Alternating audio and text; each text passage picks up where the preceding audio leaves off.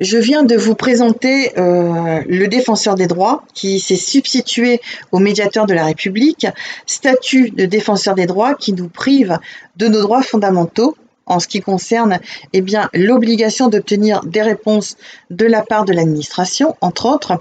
Et là, maintenant, je vais vous présenter un autre article qui vient également nous priver de nos droits. Il s'agit de l'article concernant le lanceur d'alerte que vous allez trouver dans ce chapitre intitulé « De protection du lanceur d'alerte », article 6, dans Légifrance. Alors, je vous invite à en prendre connaissance. Alors, cet article se présente en deux parties. Dans la première partie de celui-ci, on vous donne les critères auxquels vous devez répondre pour être reconnu lanceur d'alerte. Et dans la deuxième partie, on vous donne la liste des restrictions, des choses que vous ne pouvez pas dénoncer. Alors, je vais opposer cet article aux obligations du citoyen par rapport à notre Constitution. Auparavant, je vais rappeler comment notre Constitution a été mise en place, puisque on m'a posé la question, on n'arrête pas de répéter que la démocratie en France a été mise en place par et pour le peuple. Alors, la démocratie a été mise en place de la façon suivante. En 1958, le président de l'époque, René Coty, va soumettre aux Français l'ensemble des articles qui constituent notre Constitution et il va demander au peuple de voter, en donner soit son accord ou son désaccord sur les articles qui constituent notre Constitution, et cela en date du 28 septembre 1958. Cette Constitution va être acceptée avec une grande majorité, avec une large majorité des votes des Français, ce qui fait que René Coty va promulguer, va valider l'application de cette Constitution en date du 4 octobre 1958. Notre Constitution précise que le gouvernement se doit d'exercer par et pour le peuple, ce qui n'est plus le cas aujourd'hui, et ça on peut le démontrer. Notre Constitution précise également que le gouvernement a des obligations, des droits et des interdictions. Ces obligations, c'est qu'il doit veiller au bien-être et à la sécurité de la population. Ses droits, c'est qu'il a le droit pour cela de mettre en place des structures, de prendre des lois, de prendre des mesures et de veiller à ce que ces structures, ces lois et ces mesures soient respectées de tous, puisque nous sommes sur un principe d'égalité. Ce qui signifie qu'en aucun cas, personne ne peut se placer au-dessus des lois, tout comme personne ne peut se placer hors la loi. Et il a des interdictions. Il ne peut pas asservir, ni mettre en insécurité, ni appauvrir, ni priver de soins la population. En ce qui concerne le citoyen, et c'est là qui est extrêmement important, c'est tout citoyen. Donc, quel que soit le statut du citoyen, tout citoyen a l'obligation de dénoncer tout crime, tout délit portant atteinte aux intérêts de la nation. Le seul critère, c'est qu'il faut être citoyen. Et il n'y a aucune restriction. Il est précisé également que tout citoyen a le droit et l'obligation de protéger la Constitution par tout moyen. Il va de soi qu'il faut démontrer que le gouvernement n'est plus en phase avec la Constitution telle que celle-ci a été votée par voie de référendum en date du 28 septembre 1958 et promulguée en date du 4 octobre 1958. Et là, c'est ce que je vais vous démontrer dans la séquence qui suit.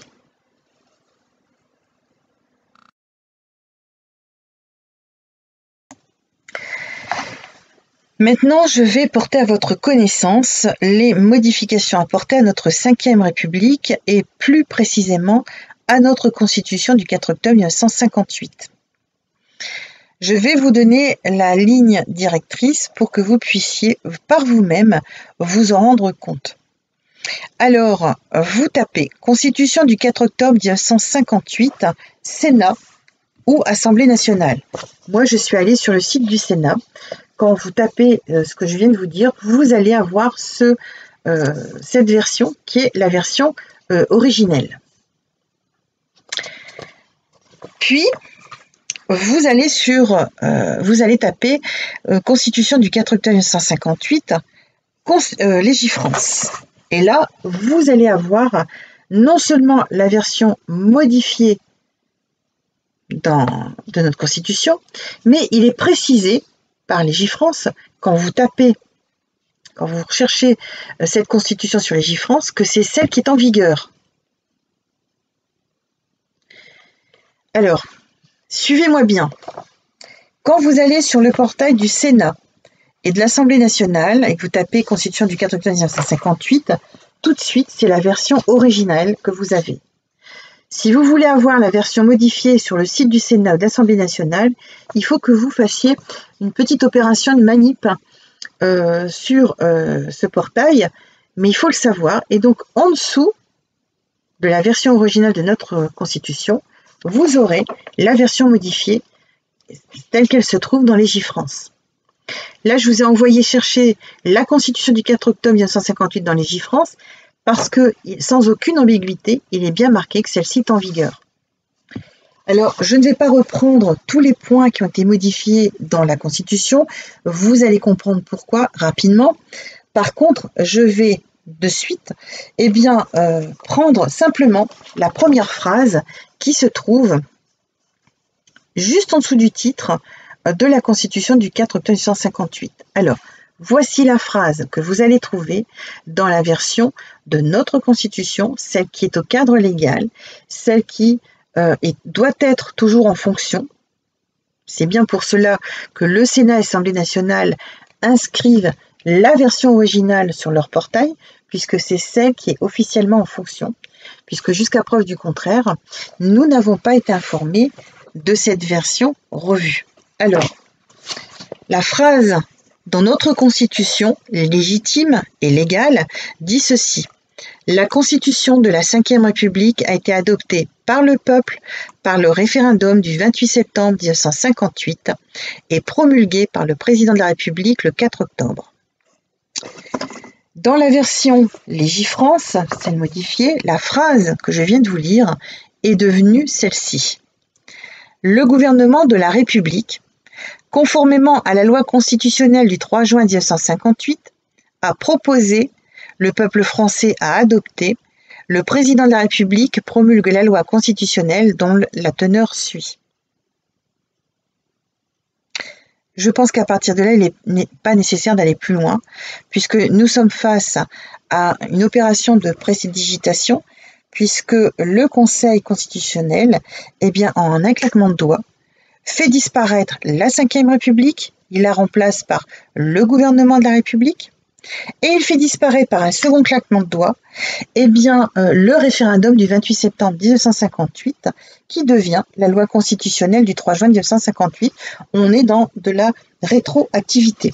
Donc, on a toute une phase de notre histoire qui vient de disparaître selon la Constitution revue dans Légifrance. Alors, je vais maintenant quand même, avant d'aller plus loin, vous donner un exemple de l'application de cette modification qui est faite à notre insu, puisque nous ne sommes pas au courant.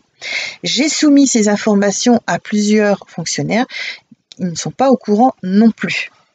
Alors, la modification, je vais prendre en ce qui concerne la justice. Dans notre Constitution du 4 octobre 1958, qui a été votée par voie de référendum, dans l'article 65, il est écrit que le Conseil supérieur de la magistrature est présidé par le président de la République et que le vice-président n'est autre que le ministre de la Justice.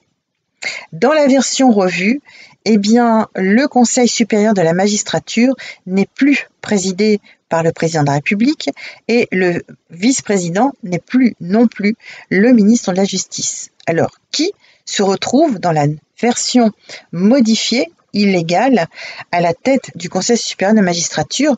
Le mieux, c'est d'aller sur le site du Conseil supérieur de la magistrature et vous découvrez qu'il s'agit de Madame Arens et de Monsieur Molins. Ce qui est illégal, puisque le problème, c'est que Madame Arens est présidente de la Cour de cassation et que Monsieur Molins en est le procureur général. D'ailleurs, vous remarquerez que dans les apparitions de ces magistrats dans les médias, jamais ils ne se présentent comme étant président du Conseil supérieur de la magistrature, parce qu'ils savent pertinemment que c'est illégal. Alors, Madame Arance et Monsieur Molins, eh bien, n'ont fait que suivre l'application qui a été mise en place par messieurs Louvel et Marin, puisque ce sont messieurs Louvel et Marin qui nous ont dupés et qui ont instauré, qui ont validé eh bien, l'application de cette constitution qui est totalement illégale. Alors, à cela, maintenant, je vais vous présenter deux autres structures. Ces deux autres structures, eh bien, encore une fois, ces structures viennent en parallèle et elles viennent se substituer à notre gouvernement. Je vais vous présenter Eurogenfort et le comité interministériel de haut niveau. Alors, Eurogenfort et le comité interministériel de haut niveau ne sont pas de l'Union européenne. Alors, c'est pour ça que je vous demande toute votre attention, parce qu'on est face à des criminels, à des escrocs. Donc, ils jouent sur cette ambiguïté. Ils ont créé le Eurogenfort en lui donnant le titre d'Union européenne pour pouvoir mieux parasiter l'Union européenne, tout comme actuellement, ils parasitent l'État français. Alors, pour qu'il n'y ait aucune discussion possible, je vous invite encore une fois à aller sur le site du Sénat, vous tapez compte rendu de la commission des affaires étrangères, de la défense et des forces armées en date du 7 novembre 2011. Quand vous avez ce compte rendu, vous allez à la page 7 et à la page 7, vous découvrez création d'une force de gendarmerie européenne. Alors, je ne vais pas tout vous lire, mais je vais vous lire les éléments principaux que j'ai marqués ici. Et voici ce qui est écrit dans ce compte-rendu. La force de gendarmerie européenne a été créée en 2004 à l'initiative de l'ancien ministre de la Défense, Madame Michèle Alliot-Marie. Cette force n'est pas un organisme de l'Union européenne, mais une coopération intergouvernementale, une sorte de coopération renforcée, menée en dehors du cadre des traités entre plusieurs pays membres de l'Union européenne qui disposent d'une force de police à statut militaire. Les 5 pays fondateurs de cette force sont l'Espagne, la France, l'Italie, les Pays-Bas et le Portugal. Ils ont été rejoints en 2008 par la Roumanie. Outre ces 6 pays membres, la force de gendarmerie européenne compte 2 pays partenaires, la Pologne et la Lituanie. Enfin, en 2009, la Turquie s'est vue octroyer le statut d'observateur. Ni le Royaume-Uni ni l'Allemagne ne font partie de la force de gendarmerie européenne. La force de gendarmerie européenne a été créée afin de contribuer au développement de la politique européenne de sécurité et de défense, et plus particulièrement à l'objectif de doter l'Union européenne d'une capacité à conduire toutes les missions d'une force de police lors d'opérations de gestion de crise. Elle peut aussi être mise à la disposition de l'ONU, de l'OSCE, de l'OTAN ou bien d'autres organisations internationales ou encore d'une coalition ad hoc. Eurogenfort est une armée qui ne répond à aucun traité, qui n'a aucune contrainte. Elle circule dans tous les pays comme bon lui semble, sans demander l'avis à qui que ce soit.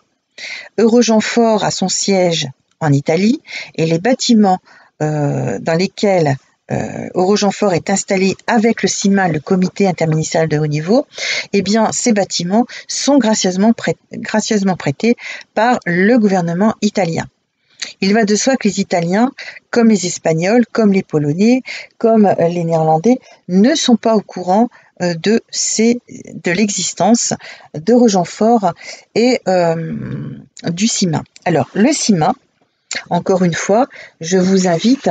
Alors, vous allez découvrir, si vous vous promenez dans les comptes rendus du Sénat et de l'Assemblée nationale, vous allez découvrir l'existence de très nombreux comités interministériels. Le problème, c'est qu'on ne sait jamais qui statue, qui siège dans ces comités interministériels. Et dans le document que je vais vous présenter, qui date qui vient du Sénat, du site du Sénat, d'accord. Eh bien, toujours sur les rapports d'information sur les forces d'Eurogenfort, vous découvrez en paragraphe 3, ici, eh bien, le comité interministériel de haut niveau. Il est bien instauré dans les documents du Sénat. Alors, Eurogenfort et le comité interministériel et le comité interministériel de haut niveau, ce sont des structures qui sont anticonstitutionnelles, qui sont illégales, puisque déjà, ils travaillent avec des forces étrangères. Donc, on n'est plus du tout dans le contexte de la France, d'une part. D'autre part, eh bien, ces structures sont financées avec de l'argent détourné des fonds publics, puisqu'elles sont financées avec notre argent. Et cet argent a été retiré du budget de nos armées, mais également de nos forces de l'ordre. C'est pareil, je vous invite à prendre connaissance des rapports sur la situation de nos armées. Il faut savoir que le gouvernement travaille contre celle-ci et les a mis en grande difficulté. Contrairement à ce que les spots publicitaires à la télévision présentent, nos armées sont en difficulté. Je vais vous donner une information. On a envoyé nos soldats au Mali se battre avec du matériel qui n'avait pas été révisé parce que l'armée n'avait pas de budget pour faire le nécessaire. On a envoyé également nos militaires se battre au Mali avec du matériel qui était défectueux. Mais on n'a pas les moyens financiers. Par contre, on a les moyens d'armer et de faire fonctionner Eurogenfort et le CIMA, le comité interministériel de haut niveau. Alors, je vous invite à taper Eurogenfort et d'aller sur le site. La langue officielle, c'est l'anglais. Et je vous invite à prendre connaissance de tous ces champs d'intervention que vous allez voir se mêlent de tout. Et ils viennent bien parasiter le fonctionnement de l'Union européenne. Alors, aujourd'hui, Eurogenfort se trouve en France, puisqu'il est intervenu sur les Champs-Élysées en 2018 contre les Gilets jaunes.